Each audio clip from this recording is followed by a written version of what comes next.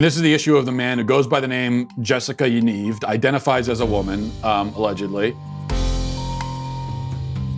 This is the guy that's in Canada. He's as we talked about yesterday, he's suing various salons in Canada for refusing to wax his testicles. These salons only do Brazilians for women. Doing it for a man is a totally different procedure, different thing, different wax, different everything, different equipment. They don't do it for men. But he insists that they do it for him because he claims to be a woman, even though he's not one. He's trying to use the power of the state, essentially, to force their hands down his pants, which is sexual assault, no matter how you slice it.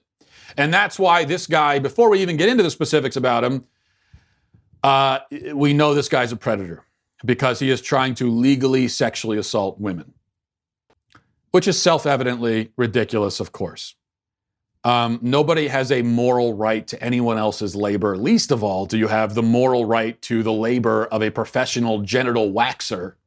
And even less than that, do you have the right to the labor of a professional genital waxer who specializes in waxing the genitals of the opposite sex. He's wondered about how many naked women he's going to get to see. He's asked people about this, basically like how many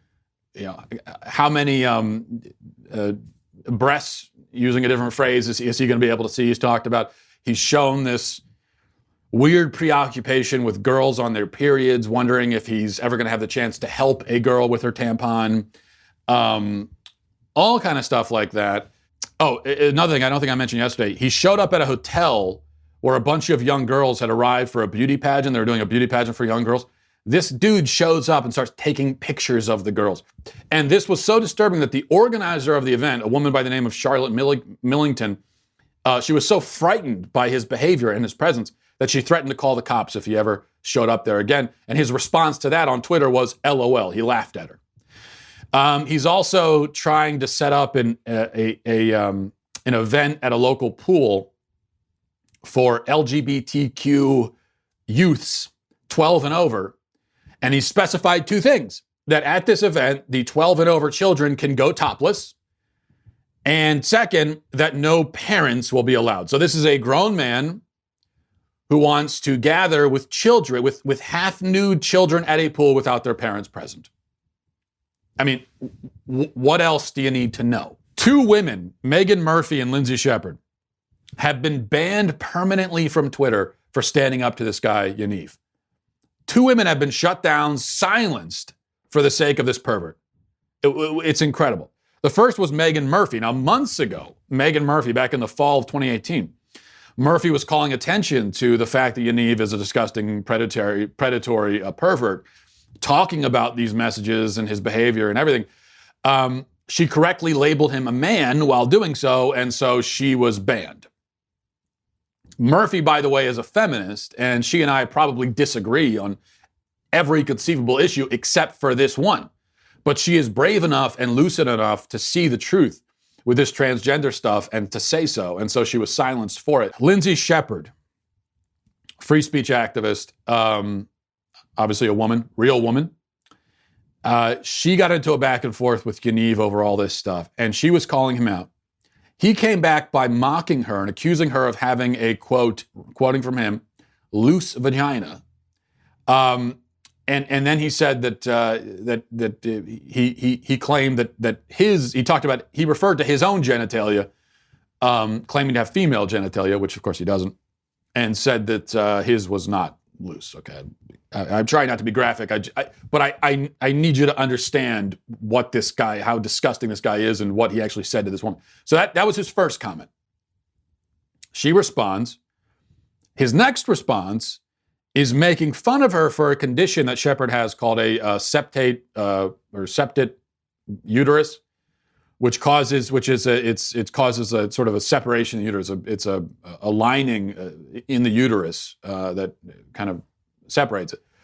And it causes miscarriages and other problems. Well, Yaniv mocked her, again in a sexually degrading way, for this condition, and said that Trump built a wall in her uterus, referring to this condition she has. So Shepherd responded by saying, well, at least I have a uterus, you ugly fat man. Okay, well, her comments are completely accurate. He is, in fact, an ugly fat man.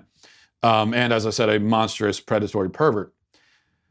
But also importantly, she is responding to sexually degrading, explicit, sexist insults from a male predator.